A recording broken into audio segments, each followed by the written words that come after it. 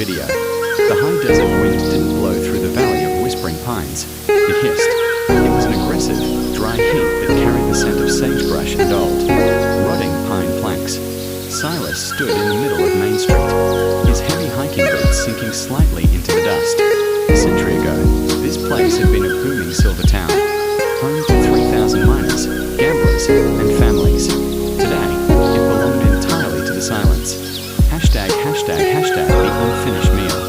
Silas was a photographer, documenting the arrested decay of the American West.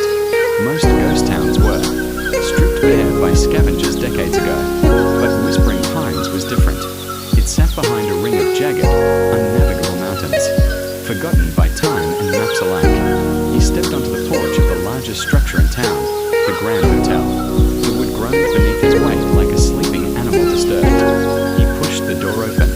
Inside, a thick layer of grey dust coated everything. But what caught his breath was the dining room. Tin plates sat before empty chairs. In the center of one table, a porcelain teacup remained upright, its surface covered in a century of grime. The mines dry up, people pack their wagons, and the town bleeds out over years. But Whispering Pines looked like everyone had simply stood up, mid-sentence, and walked into the desert, his heart hammered against his ribs. Silas wasn't a superstitious man. He dealt in concrete things like shutter, speeds, and focal lengths. But out here, 80 miles from the nearest paved road, any sound meant danger. It could be a mountain lion, a rattlesnake, or worse, a desperate drifter.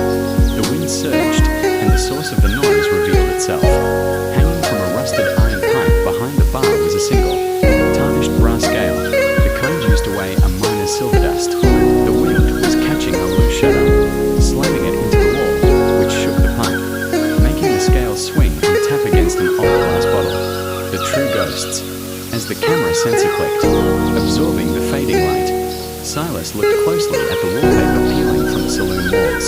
Beside the names were tally marks, tracking the days spent underground in the dark, hunting for a fortune that most would never find.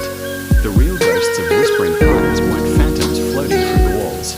They were the leftover fragments of human ambition, the broken dreams, the discarded boots, the letters left in rusted mailboxes. The sun finally vanished, and temperature dropped instantly, plunging the desert into a freezing, star-flooded night. Silas packed his gear and headed toward his truck. He turned back one last time. In the moonlight, the crooked buildings looked like a row of old teeth against the dark mountain horizon.